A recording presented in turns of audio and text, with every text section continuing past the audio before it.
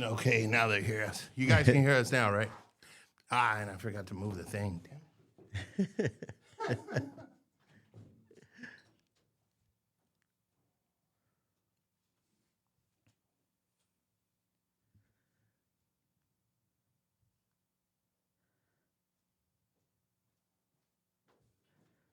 Let's see. Yeah, I think it should tell me that no sound. Yeah, but they should be able to hear us now. Okay. I forgot to hook up the Rodecaster Pro. Sorry, guys. I'm so sorry. It's my fault. It's so my fault. I'm sorry. You guys should be able to hear us now. Let us know if you can hear us.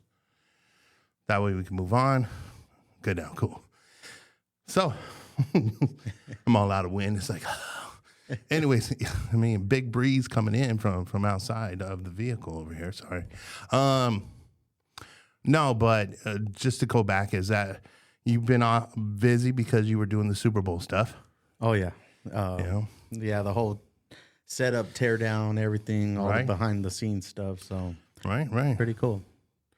I mean, what was the biggest experience out of it all? I mean, obviously from the broadcaster aspect of it all, but also did you see Rihanna? I seen her, actually her halftime show before anybody else. So But you didn't get to touch her? no, unfortunately not. No. No. I do know that she got like showered with champagne after the show. I guess her celebration. Of Did her you at new least kid. lick the bottles before they opened them? They were there. They was tempting. They were there. You should have, just like, hey, this could shower Rihanna. Let me lick on the bottle. No, nothing like that. No, unfortunately. But no, I did a lot of networking, saw a lot of what I guess we call legends nowadays. But, Right. Terry Bradshaw, Howie Long, Nice. Michael Strahan, all those guys. So Right. You get to interact with them or? yeah, got to be in the green room with them. Jerome Bettis, seen like the whole set, like the pre-shows. So Undisputed, Colin Cowherd's show. Wow. All those things. I was on the set over there just to, if they needed anything, I go run and get it. Were any of the actual guys like assholes? Like was there like, man, that guy, I always looked forward to kind of meeting him, and then you kind of like, or somebody actually the surprising opposite way? Actually, I thought Shannon Sharp would have been a little bit more rude, but he was really talkative. Really cool dude? Yeah, he was Okay. really cool, dude. Michael Strahan actually was the one who got more frustrated out of anybody, like that was short-tempered. Oh, wow. Really? So it's something different I wasn't Okay. expecting on that one. Very cool. I mean, interesting, different, But yeah, I saw the Kelsey mom, Kelsey's mom. Okay. Yeah, so they saw her before they went on to the field for the celebration when She the was Chiefs just won. hoping everybody's defense sucked. Yeah. She's like, as long as my kids are scoring, it doesn't matter. That's Yeah. all she cared about. Yeah, I'm sure that's know? any parent. Yeah, hey, look, offense wins in her world, and that's what's going on. So I can't complain. Yeah, right now what we're doing is we're cruising around in Uncle Rico's van from Napoleon Dynamite. We just thought it was kind of interesting or be funny to do something a little bit different and stupid. But that's what the van's actually from is So can you throw a quarter mile? a quarter mile. Yeah. Probably. Throw a football? I can't. I'll try, but I might get a quarter of a foot. There we go. Okay, I know I can do that. If I put in enough effort, I know I could do it. But no, so the cool thing right now is high school football is kind of coming back around. Schedules are starting to drop. I see you got the Vista Grande hat. Oh, yeah. Yeah. I'm rocking the Sawarita t-shirt. Big shout outs to them for hooking me up on my game that I went over and watched last year against Choya. But yeah, I was like, hey, look, you know what? And you had hit me up, and I actually hit you up, and we're like, hey, look, I wanted to get down here in their studio. So we are actually at Pop Studio, which is down here about central Tucson. Mm-hmm. Real good, cool location. And my guy Diego's kind of let us kind of come in here and kind of set stuff up and do things. So it's been kind of fun. Wanted to kind of be creative. Don't want to be kind of so boring. Right. Like the old typical, yes, today, Walter Cronkite. Don't want to do that. But nah. So we had been yakking back and forth, and wanted to talk about the regions coming out, some of the schedules, obviously, if we have those, but not to get in too much because I know me and Rodney always do our kind of high-low kind of thing or whatnot, which is always fun to do. What you're looking forward to actually getting into that, so that's going to be fun. Guys, you guys should actually jump in. We're gonna be doing a lot more with Varsity Breakdown. I was gonna say we got a couple more teams that are down here in the South now. Right. I believe Casa Grande and Maricopa. Right, they're linked up. And actually, I think we should just kind of embrace the teams that you're doing as well. Those of the Pinal County. Obviously, like I try to carry on all the way out to like Maricopa if I can, but a lot of that is just kind of because they're interactive within our regions. Not that I really get the chance out there to get out there and stuff like that, but I know that you guys actually do a lot of that. Yeah, we got I think 13 teams coming in for next year. So, oh wow! Yeah, who's the new add-ons? So we should be ALA Anthem South will be the newest one. They had a JV season this year. Okay. So that'd be our newest team. We kind of followed them more so through baseball and softball right now because they have a varsity schedule. But also there's a team out in Maricopa, Desert Sunrise, I believe. Oh, okay. Yes. The coach hit me up. Did you guys get to respond to him after that, or did he reach out to you? Not yet, but we're like I said, we got a lot of other teams that we need to reintroduce ourselves to, which is like Sequoia Pathway. See Loopy right there with the Desert Sunrise. Right. But Sequoia Pathway, they got a new head coach, which is also going to be their AD. So another guy we got to introduce ourselves to. And then we're starting to try to figure out where this new team out in Queen Creek, if they lie along the Pinal County side or if that Cruzin. Yeah. Which I've heard a lot, like, and I think we talked about this. Like they're kind of like that new Eastmark, where it's going to be a big enrollment real quick. It's growing. It's a brand new school, and that's why they're kind of coming in this low tier. But like Yeah, I mean, I think like you said, Eastmark, schools like ALA, Queen Creek, they did all the same thing. They start out in 3A and in a few years they're quick because they got like enrollments that are ridiculous. And plus, it's just funny because that whole East Valley, just does so well. And it's growing. It's constantly growing. But it hurts schools like Apache Junction. Right. That's one of our big schools where they're really good in football, but it seems like in the other sports we cover, it's a little bit they're lacking the talent, I guess, for them. So well, if Cruzin does fall into our area, then that'd be 14 teams. Nice. So constantly growing. I know my man Lupe, he's kind of out driving about, but we definitely wanted to have him kind of chiming in and giving some input and stuff like that. And I know he's always involved. If you guys don't know, go on Varsity Breakdown's Instagram page. This guy doesn't stop. He sure don't. For real, does not stop. I'm like, man, like he makes me look bad with all his graphics. It's like nonstop. It's like, boop, boop, boop, boop. It's like, yo, quit, bro. Every morning, I know whenever he sent something because my phone will just start bing, bing, bing, bing, and I'm like sitting there at 6 a.m, like, all right, Lupe, I haven't even gotten up, like like, but yeah, he's killing it. Go to sleep. I'm parked now. Yeah, it's good stuff, man. So with the changes and everything, where do you want to start? Who's driving? I'm driving, Aaron. I'm driving. Hello, it's the guy on the right. He's on the left side of the car. He's driving. European style. You're driving. It's like, oh, oh man. Who's driving? We just kicked those steering wheel. We got that futuristic van going on. It's self-driven. So with the divisions that you tend to have, you have mostly it's dominantly 2, 3, stuff like that, and then you kind of get in the 4s. But actually, our biggest teams are 3A and 4A. Okay, gotcha. We have 2 teams down in 2A. Okay. And 2 teams in 5A, which are Casa Grande and Maricopa. So Sequoia Pathway would be your third one. 2A team? Yeah. Sequoia Pathway would actually be already one of our 2. So the ALA Anthem? There's 3A. They're No, they're 2. Oh, they're going to be in The 2A. two. Okay, because and that's where the confusion always occurs when we cover 3 different sports or Right, 4. right. Is, No, I get you. I Yeah, get you. because like Maricopa, Well, South Point, same thing. yeah, 6A baseball team, you know, or and softball team. So, okay, well, that's actually going to help them out a little bit better Right. when it comes to. But it seems like they take on a lot of that.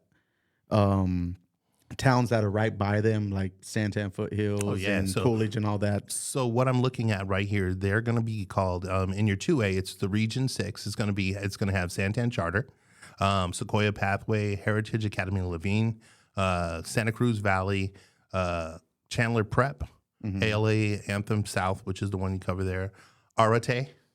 Yeah, we got that story down, right? Arate, Arate Prep. yes. Won't get that wrong. An NFL yet. So funny thing is, like, we're over at Santa Cruz Valley watching a game, and one of the coaches from Arate is hearing us say, "Already?" Well, I mean, if you look at it with put that little Spanish accent on it, just arete is like what I thought. Yeah.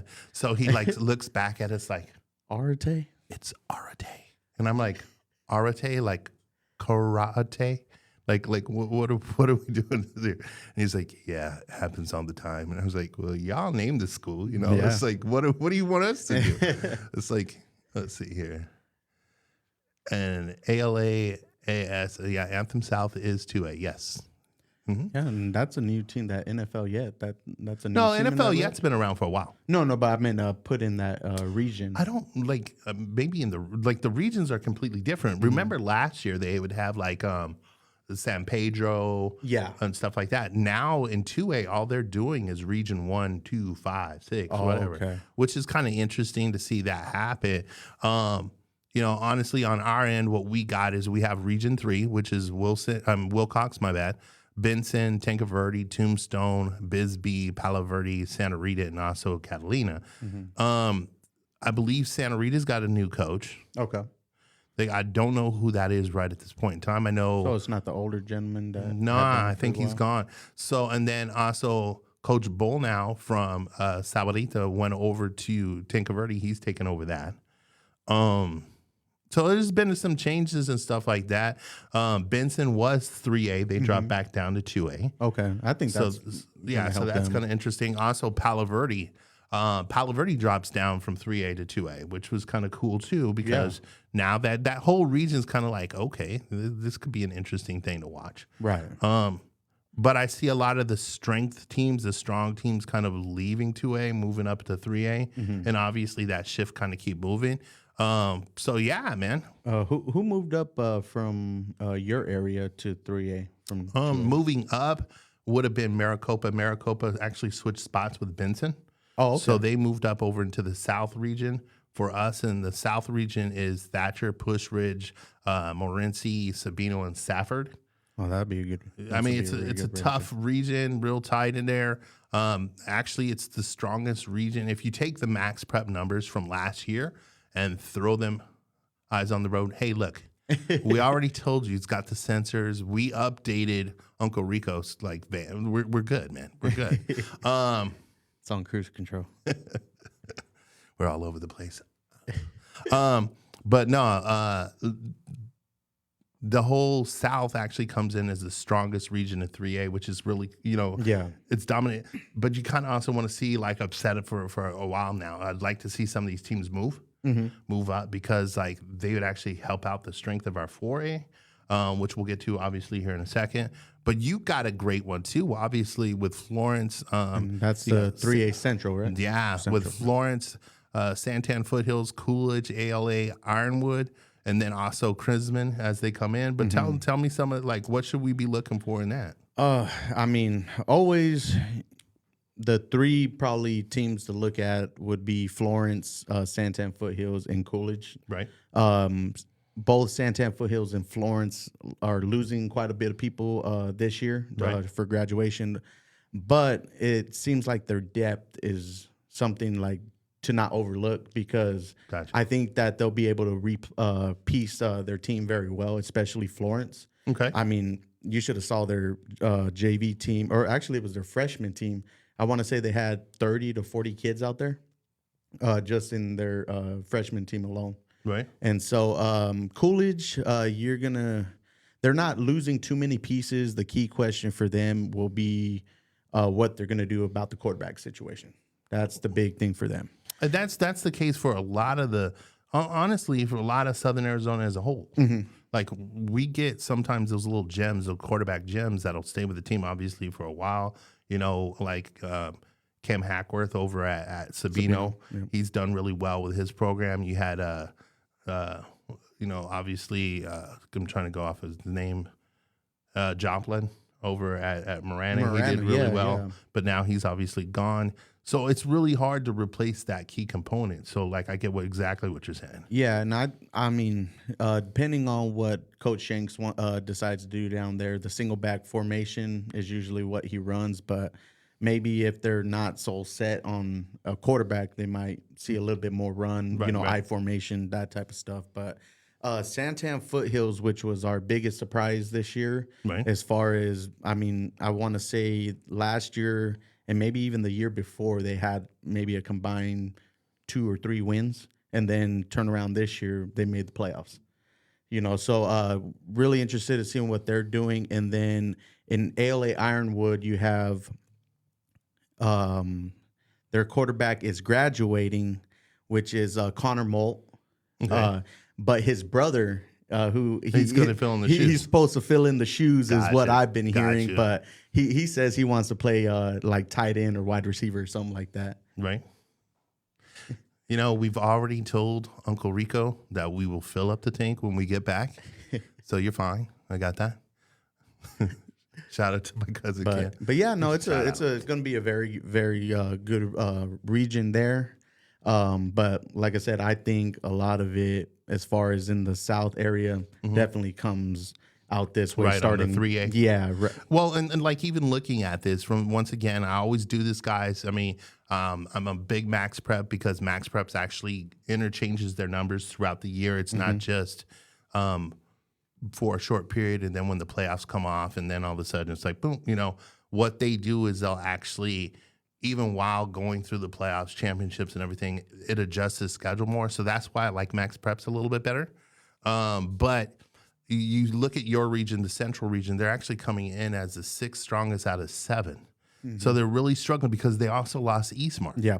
And Eastmark was a huge, obviously being the 3A champions of this last season. It's really hard to kind of lose a program like that. Yeah. Is the strength of a whole here and then kind of move on. But I guarantee you Pinal County's happy that they're gone now. Pinal's mad. They're Yeah. like, yes, they're mad that they're gone on some hands, but at the same time they're happy they're left on others. Yeah. I'm gonna drink while I drive. No, actually. Right on. Great cup holders in this vehicle. But no, it's like, so the other one that I would have to say, and we'll just jump up there right now, will be the 4A. You're actually coming in Desert Sky. That's what they're calling it this year. I don't know if it's the same as it was last year. I believe so. Yeah. Okay, cool. Which is Post and Butte in them? You know what? It's really interesting because they're split in 2 different ones. Okay. So you're actually got also an East Sky, which is a very nice region. Yeah. Which has Eastmark now. So It's gonna be fun. you got Desert Sky, which is AZ College Prep. You got Combs, Arcadia, Mesquite, Vista Grande, and Desert Sunrise, which is a new team. Okay. So they're in there as well. The other region that you're covering too is East Sky, as I mentioned, which is Eastmark. They got Snowflake, Post and Butte, Apache Junction, and Marcos Deniza. That's gonna be a fun one. They're actually the hardest or the toughest region in the state in 4A off the top of Yeah, that should be a tough one. based off those from those numbers. So definitely interesting to see where that kind of goes. Then you obviously have our regions where we come in, which is cool because we're actually coming in with now the 4A and the 5A kind of did a better divide with the strong versus weak kind of thing, which is really good for Southern Arizona, I think. I think it's going to give a lot of the chances for some of these programs to grow better and stronger. You got Keno, which is the more dominant region, which is going to be CDO, Walden Grove, Micah Mountain, Catfoot, Saguaro, Pueblo. And that's actually the way they were ranked from last year. And then we also have, obviously, the Gila, which are the same two names that we've dealt with in the past, which Rio Rico, Douglas, Amphi, Empire, Choya, Sabarita, and Rincon, which is great because in that grouping, you actually have Choya and Rincon moved from 5A down to 4A. Okay. So it gives them, I think I think that whole region, even though it's out of 9, they're ranked 8. They're 8 out of 9 when it comes to the ranking. But I think it gives them a chance to actually grow, to compete, playing teams that are similar. They're going to have a fun season. And honestly, what those schools are is give me a couple kids and watch the team grow, the program grow. Right. I mean, it's not like you have to have 11 kids on offense and 11 kids on defense that are all studs to be relevant in that region. So I'm hoping that a bunch of these kids that are in those schools and programs just go, well, maybe this is a good time to check it out. Because that could literally. And especially when you get into the region play as well. Oh, so my God. it's going to make for Absolutely. some good games. Absolutely. And I've even seen some of the, these schedules are all out. And I know you haven't seen all yours, but I've seen all the 4 and 5s. Those are posted up on my page. Yep. Where you can kind of see, and the region, like even the non-region games are fun. So it's really going to be a fun time for these kids to actually be a part of those programs. Because they actually might be picking up a little bit more wins than they used to. Absolutely. Did you have anybody come up from 3A to 4A, like here in the South? Like 3A to 4A, no. I think more or less what it was, the 5As dropping down to 4As. I don't even think we had any. You had a couple that were petitioning to go down to 3A, but didn't get it? No, I mean, like I think initially Sabarita was going to petition to go down. Down, okay. No, But they not got Empire. moved down. They got pushed down. Oh, okay. And they petitioned to be moved back up. Gotcha. Which actually wound up being probably the better thing for them at this point in time. No joke on that. Yeah, Barron is going to be, and I totally slaughtered it. Is Barron? Is that how you say it though? Jordan Barron? Yep, Jordan Barron. I figured that is. I was just going with it. Yes. I don't know. Again, It's transferring over to Tucson High. Yeah. Interesting. And then Loopy had asked, which Tucson program took the biggest step back this year in your mind? Step back as in step down, or back as in they're going to be the biggest change, like from being from maybe like a solid to a, they might not, almost like, for instance, like Ironwood Ridge, for example, last year, who kind of went from a pretty dominant program to I mean, what was it? They went 9-1 or something like that. I mean, 1-9. 1-9. So something like that. Is that what you're saying, Lupe? Who do I think is going to probably struggle the most? Watch out for the Border Patrol. Absolutely, you don't want to know what's in the back behind the curtain. If that's what you're talking about, and if that's what you're talking about, who do I think is going to have the biggest step back? That's an interesting question. Wow. Yes, who's struggling the most this year? Honestly, I think let me say it a different way. I think the programs such as regions, and I'll say regions more than I'll say a program. And what I'll say is this: I think the schools in Keno are going to have a different kind of struggle, whereas the schools in Gila are going to have a better struggle for themselves. Like, for example, what you have, and the reason why I'm saying this, just so people can understand, is week to week to week to week in these regions now, the tougher regions, I think it becomes harder because the thing now you got to look at is health. Yeah. Can my guys stay healthy? Can my guys, because it's more of a gauntlet season. So let's say a school, for example, let's say like I'll take like a Desert View or a Sunnyside or a Buena or somebody like that, who in the past couple years they would play, like they had a schedule that was more like, you know what I mean? It's like, okay, those guys might not have been all that hard or whatever the case is. And I'm not saying like they didn't play decent schedules, but when you had schools like, for instance, like maybe a Nogales on it, a Rincon, Choya, stuff like that, then I think what happened was you always had those ones you could easily circle. Yeah. And I don't think those exist anymore. Okay. So I think with that being said, I think the schools that are moved up into those harder regions are going to struggle in a different way. Whereas, like, for instance, it's become more exciting for the lower schedule teams, like the lower, Region teams. like the lower competition. Yeah. Like, they're more amongst their peers, which normally they would have been slaughtered all the time. Yeah. Now they actually feel like, oh, I got a 50-50 chance. What about teams like Catalina and Tinca Verde with their new head coaches? Will they improve? Now, Catalina keeps the same head coach, but Tinca Verde, they had an amazing coach with Dobbins. There's no replacing somebody like that. I mean, after all, he's actually taken that team to a completely, he was the first one to ever get them to a playoff.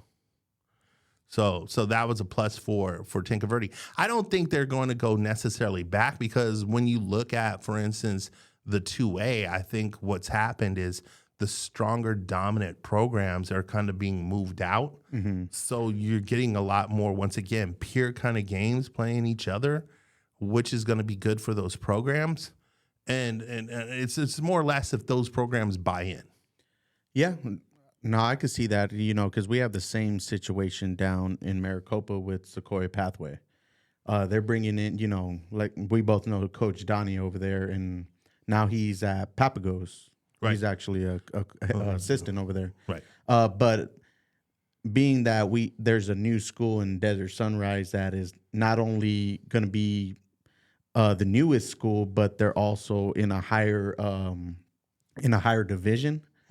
Is that going to take away the talent from Sequoia Pathway to go over there because it's a new coach, and are those players used to like the way Coach Donnie ran things, or they want a new opportunity to start there? So I don't like Sequoia Pathway didn't jump up; they stayed where they were. Right? They stayed where they were, yeah. But it was just more so like with Tinca Verde, they moved up.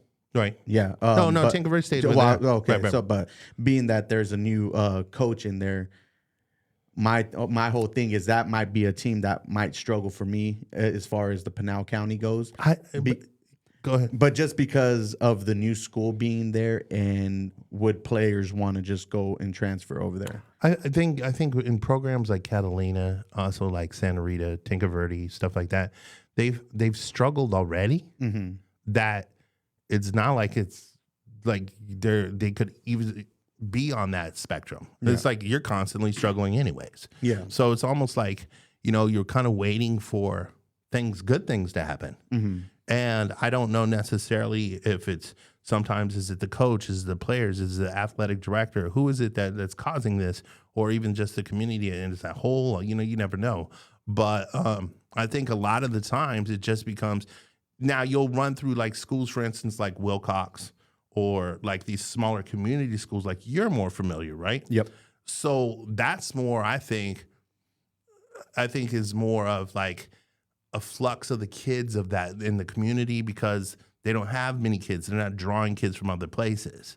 So when you go into schools such as that, like Catalina sits in the middle of Tucson.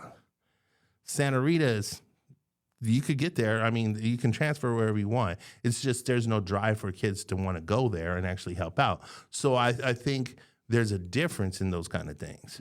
It's like one is there's nothing they can do. There's like your guys' school, like Benson.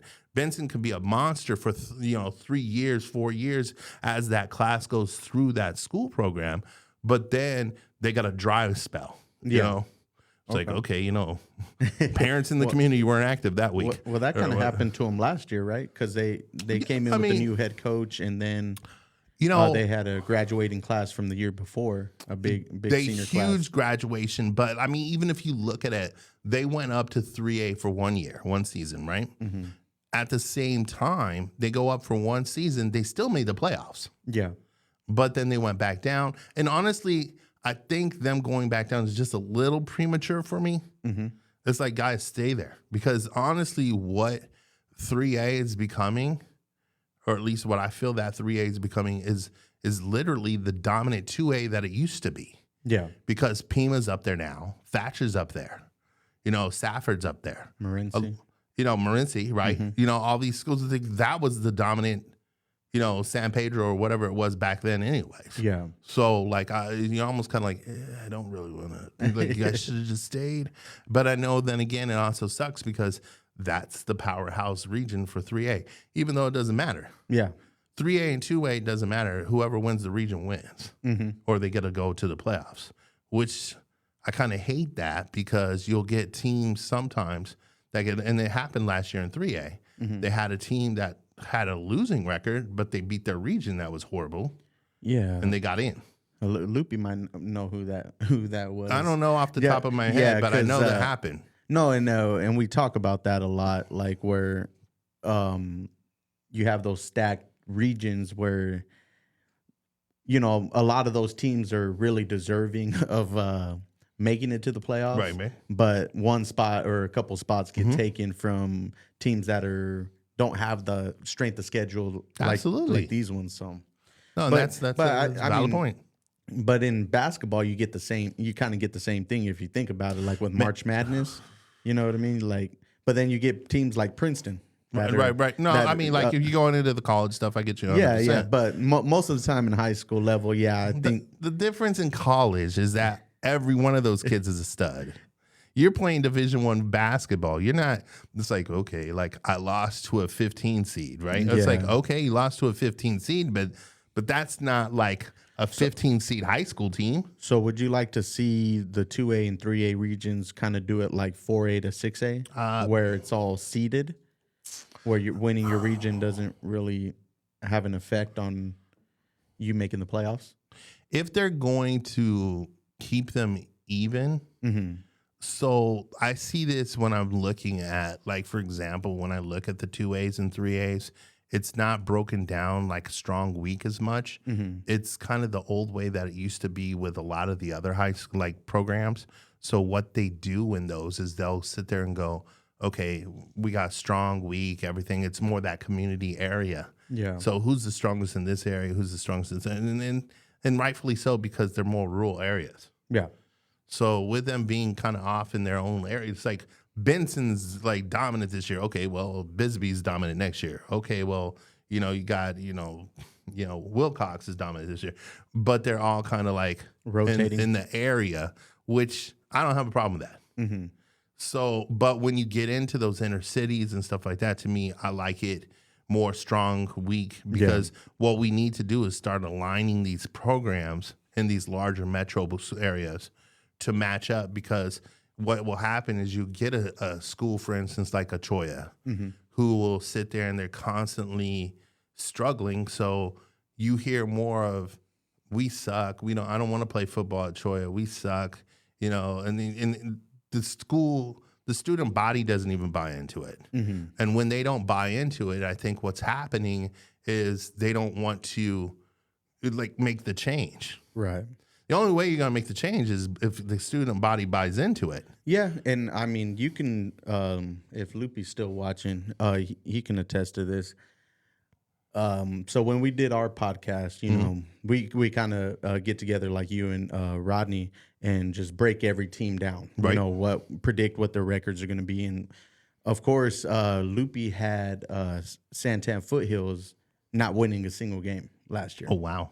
Yeah, so that kind of he was hated on. Yeah, and so when we would talk about it on the podcast, it was more so like, we didn't worry about that team, like, and I guess we would give them a negative rap, I guess if you'd say, like, Okay. we just didn't have the confidence in them to succeed this year, and so, but those kids on that team, they heard it, and they ran with it. like, oh, like once they started winning and we were like, oh, you know what? They might be able to do something here, and then once we finally bought into it, it was kind of like, look, coach, they said we sucked a few weeks ago. Now they love us or whatever. And the kids bought into it. Every week they were listening. Are you trying to say like a South Point 3-7 that me and Rodney predicted last year? And they did the complete opposite. Yeah. And see, but that was the difference. Like, how you say about Choya is that the student body isn't bought into it. But once they kind of started winning, we kind of were like, okay, let's keep an eye on them a little bit. And we brought more and more attention to them. Mm-hmm. And then all of a sudden, that student body, every time we would show up there, they knew who we were, or they were excited because they knew we were going to talk about. We're trying to show you up. Yeah, yeah, no, most definitely. And so, like, I think that those kind of things help as far as what we do. As far is like if there's a team out there and they kind of start winning, you bring a little bit more attention to them and be able to say, hey, man, you know what? I was wrong, and you know what? And that's a valid point. Like, I have no problem being wrong. Uh-huh. I love being wrong. Prove me wrong. I want to be wrong because you know what? I don't have a problem looking like an ass. Yeah. Like, okay, I screwed up. Yeah. And it's actually more like, I tell people all the time is like, especially me and Rod, like we'll sit there and take our predictions and put them up in your locker room and prove us wrong. Like we're encouraging people to prove us wrong. It's like that's like, man, you can't lift that weight. Yeah. Man, I guarantee you can't get that girl. You ain't gonna get that girl. The next thing you doing is like you spending all your energy. Man, I'm gonna get her. I'm gonna get her. And then you get it and you don't know what to do.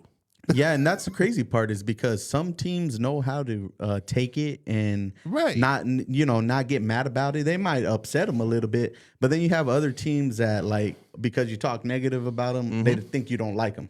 And then I'm sure you and Rodney are exactly how me and Loopy are.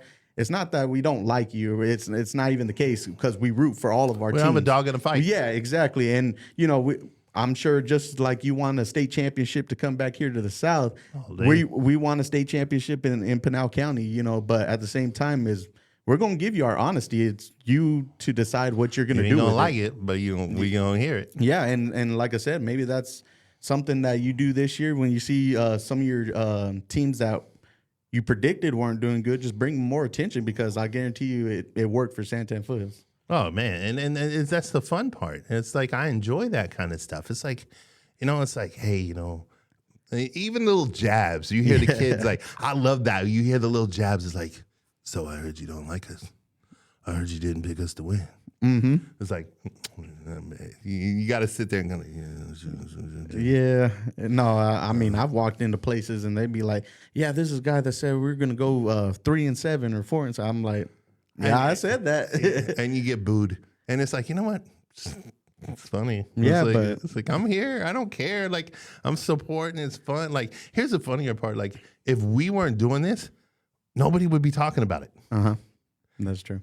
Like, it's like, it's funny to me because like I got called a bomb thrower last year. Loved it. A tenured coach called me a bomb thrower. I was like, but because I'm throwing these bombs, people are talking about it. Mm-hmm. Social media is lit up more about it because we do bring it out and go, you know what? Mm-hmm. That's true. Yeah. It's like, this thing is controversial. You might not like it, but, it is what it is. Yeah. Like people don't always have to like our angles, but I'm going to say my shit, You may or may not like it, but oh well. Hey, well, like prove I said, me wrong. I'm okay with prove me wrong. Prove me wrong. Like I'm good with this. No, what's your how many 5A 6A teams? We only have this one 6A, which is South Point. Okay. They come in and actually we'll hit them up first because it'd be easier for me to go over that. South Point actually is coming into Central. Central is actually only 5 schools in Central, wow. This is the funny part, right? Mm-hmm. Actually, this is the roll my eyes part. Is that there's only 37 teams, I forget how many, in 6A. Mm-hmm. Yet almost all 8 of the open 8 get to go off to the open 8. Yeah. And then they still get 16. So I think it's almost like you like only get like 1, maybe 2, maybe not even 2 regions. You only get like a handful, like 6 teams that don't make it to a playoff team. It's almost like, hey guys, if you're in 5A and you're not making the playoff, just go to 6A, you'll make it. Yeah. You know, it's like, and it's pretty pathetic, but it's true. Yeah. But like no, so like literally every team in one region last year. I think it was last year or the year before. It was every team. Hamilton's region?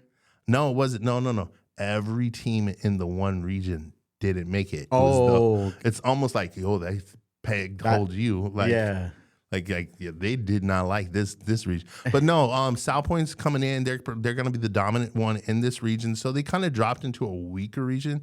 It's actually the 4th strongest out of the 6 regions in 6A. Mm-hmm. But, I mean, they got some good solid games around them.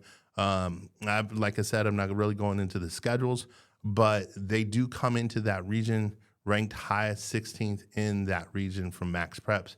So I'm looking really excited for them. Hopefully they'll get some positive. Nice thing about that is they only have 4 region games. Okay. And the one thing that I'm seeing for the first time in forever, and this hurts Tucson, is that South Point only has 1 game in Southern Arizona. That's the Marana game. First game, and after that, no more South Point pretty much with us. Uh-huh. They're in their own world. You have to go up to... There's back and forth with Phoenix all day long, which hurts us financially because when South Point goes to play a team here in town, it becomes like, we really want to beat them, you know? So, like... Yeah, and you ain't going to get a lot of people that travel down from Phoenix or anything. You don't get a lot of the travel from Phoenix down here. You don't get a lot. I mean, Phoenix, we travel pretty strong. South Point folks, South Point's parents travel really strong up to Phoenix, but I think this also puts a strenuous kind of thing on them because it's almost a weekly thing. Yeah, and see, that's why I like being, covering Pinal County is like, I'm glad Casa Grande and, even Maricopa are more so down this way is because it's like it drives things I live down here, so it drives a lot of the revenue back this way, where those communities are willing to travel down to Tucson because it sits right in the middle. Right. So I'd like to, I like seeing a lot of the teams coming back this way. But that, you hit that nail on the head with South Point having to go out. Now with Pinal County growing, a lot of the teams play each other, and that's where a lot of their schedule gets made up of. And you're bringing that money back into it. So it's like if you got, like, for instance, Coolidge playing Florence, which is always a good game. Now they got Santan Foothills just around the corner. It's not far. It was the ALA South. You got all these different... ALA Ironwood. Right. So that money's staying in those communities, which is kind of helping out, which is a good thing. And even another one I always see a lot of on people's schedule, or like at least a few I've saw so far, is Combs. Being that they're 4A, they still play a handful of the 3A in their team. community. Yeah, in their community. So they'll play up and down or down or whatever the case is, but it's still kind of notched into that community, which is good. I mean, once again, like the whole goal is like I keep telling people, it's like, this is a business. Like, there's reasons why things happen, and honestly, I think it's great that some of this stuff's happening. Unfortunately, I think with South Point, it hurts Tucson because they are one of our, flagships. Yeah. When it comes to helping build games and stuff like that. When it comes into our 5A, once again, like I had mentioned, we're splitting the regions up. We're coming in, and now I'm going to hit up on yours because you're actually in it with us, so I guess we're doubling up right here. With the strong one being Southern, the Southern region is actually going to be Marana, your Casa Grande, Cienega, Sunnyside, Desert View, and Buena. That's the way that they were ranked. It's going to be a fun, exciting, Yeah. I mean, and the one thing I'm seeing sometimes in some of these regions is that the bottom 2 or the top 2, depending on, those are the ones that got the biggest challenge. It's like, okay, look, I mean, kids leave, kids stay, whatever the case might be. But at the same time, the cool part about those is that is like, okay, look, I need to really figure out what my freedom games are. Mm-hmm. Like you better pick wisely, coach, because for real. Well, I think Casa Grande, their first game, it's going to be it's going to be, I don't know how the game is going to go, Right. but I mean, you get a reunion with, they're going to play, coaches. they're going to play Corona del Sol. So Right. that's Coach Barrow Yeah. being able to play his State championship coach that moved on after they won just 2 years ago. Yeah. Moved over to Corona del Sol. Did pretty decent last year. And he's 6A. And these, and they're 6A. But like I said, with that game, I mean, on paper, it looks fun. You know, you get, like I said, you get the reunion. Right. But from what I've been seeing since that schedule has been posted, it isn't coming across the community of Casa Grande that well. You know, not a lot of people. So let me ask this question: Do they feel like there was some kind of betray of him leaving, or no? Is that kind of the vibe? I think they don't see the purpose Of the game. Because you had Casa Grande who moved up to 5A last year. Okay. And I mean, we said it from the beginning. They were in one of the toughest regions in 5A last year, Right. and so they didn't perform with what we were expecting. You know, they struggled being in that region. Okay. And so now coming off of a losing season, they were like, why are they going to have to play a team that was almost considered for the Open 8? And so they see it's just a big gap between how experienced the teams are. I mean, I think truthfully, I mean, once again, I think what you run into too is a lot of strength of schedule. Mm-hmm. When you sit there and you look at and I'm like I said, I really don't want to like touch too much on it. Oh yeah. But with Casa Grande, they got Nogales on their schedule. They got Maricopa both being from there, and that's the one thing that we discussed is that the AIA, the whole point of having these regions split the way they were was to kind of let these dwindling teams, like the lower teams in these regions or divisions, play amongst their peers. Yet the AIA is turning around and going like, well, you know, we want you to play them still. And it hurts our strength of schedule. And that's where I see going on here is that you have Corona del Sol ranked 26 last season. But at the other side of the spectrum, you got Nogales was 165 in the state. You have Maricopa 149. It's like, okay, these are blemishes. Like, and it's not, once again, it's not that I dislike a program or anything like that. It's just like, okay, this is a blemish for those schedules because now they got to keep their strength of schedule up because they're trying to make the playoffs.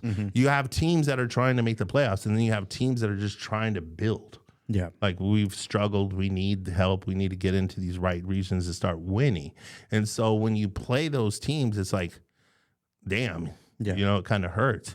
And you're almost like kind of looking to be rewarded by playing schools like Micah Mountain, which is a division down, to help your strength of schedule, where you just sit there and go, well, why the hell are these teams in 5A? And the strength of this is, like, you see what I'm saying? Yeah, I definitely see. And Loopy and I were talking about this, about like a team like Maricopa. Right. You got two other high schools over there that are, I will say, probably do better than them. And I mean, I would like to see how Maricopa would even fare against those other two schools that are in their city. Because to me, when I saw them play, they were severely undersized and undermanned when it came to being a 5A school. Right. And so, like, those are teams where I think it's doing more bad than good as far as their programs. You're right. Because you got the two newest schools, the charter school and Sequoia Pathway, and now Desert Sunrise. None of those kids are going to want to go play for Maricopa. They'd rather go down the road and win, you know, especially if they're able to do that. So right. But no, I mean, I'm right there with you. I agree with you completely, 100%. I just like, it's just something that's going to have to figure out. Well, I got a question real quick. Yeah, go ahead. And it's only because I saw it in the playoffs for basketball. With the Open 8, we always say, I mean, you said how many teams make the Open 8, but as far as those schools, like, whether they're 5A or 6A, do you think that they deserve the opportunity to come back into the playoffs like they did for basketball? And I know it's a big difference asking, to recover as far as health-wise from football than it is for basketball. I think what becomes the difficult part for that situation is the reason why basketball is able to do it is because the number of teams that are involved and the amount of like rounds that they do. Yeah. Also, how quickly they play. Well, because So- I was thinking, even if you started it or extended the season, I mean, it already falls into basketball anyway, as far as the playoffs go.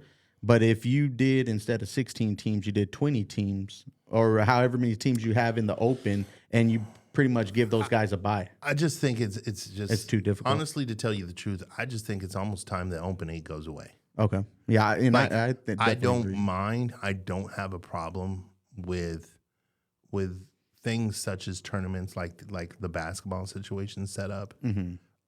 Especially because when I watched, AIA or Arizona basketball with you guys this year, and also with my guy Titus, and doing that whole off-season media thing that we were doing there for a brief minute. There needs to be a realignment with basketball as soon as possible. Yeah. Like as soon as possible, we need to do and take a note on this thing from the football stuff, because I'm watching programs that are so far on the opposite side of the spectrum from each other that it's borderline disgusting. And it's not like, once again, you are going to corral kids to go to certain schools because they're looking for peers to be amongst, like their teammates and everything to be amongst. And it takes less people to be dominant in that. Yeah. Like if you got 1, 2, maybe 3 kids on a basketball team, you're looking playoffs. I mean, I'm watching teams, I won't say names, that couldn't even dribble the ball. So, I mean, and they're in the same division of like South Point, who had probably one of the best female teams in town, right? They were good. Like, yet there's some 4As, same division as South Point, that couldn't even dribble the ball. Like, it's like, yo, this is horrible. So, like, I really hope that gets addressed and changed. But, I mean, other than that, man, like... Hey, it was good to get on. Good to take this drive. Good to get on. I'm going to jump out of the vehicle because I'm probably the only one who knows how to turn this thing off. And I got to go to a different room. But, hey, everybody chime in, say whatever. Yeah, I just wanted to jump on, have some fun, get stupid for a little bit. But I'm going to be doing a lot of stuff coming up here at Pop Studios. And before I forget, go ahead. make sure to let everybody know that coming into next year, being that we have more teams that play each other a lot this year, streaming the games. We're going to try. I mean, we got to make sure today's was sponsored by Dodge. Today's show was sponsored by Dodge. I think it's like we should get stupid stuff like that. Motor One Oil. There you go. Yeah. Whatever. But so Carl's Jr. The breakfast at perfect cup holders. Look, perfect cup holder. Okay. But for definitely though streaming that'd be a big talking point. I mean, next time. definitely we're definitely. I mean, with Pop Studios, obviously our stuff and stuff like that. We are trying to get to the point where it's like we're gonna try and hopefully pick 10 plus solid 12 games.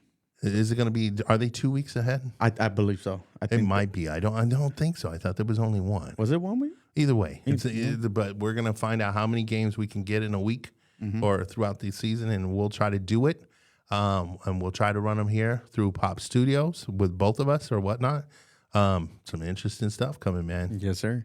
But yeah, love to hang out in the van with you. It was great. I mean, I don't know maybe next time we should do like the mystery machine.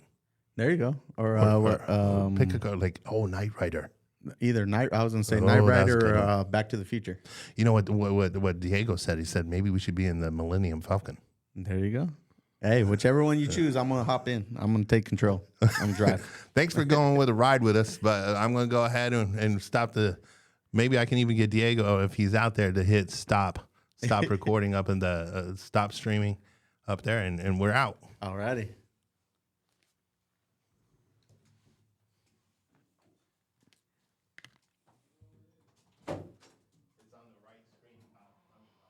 You got it, Chris. Come on.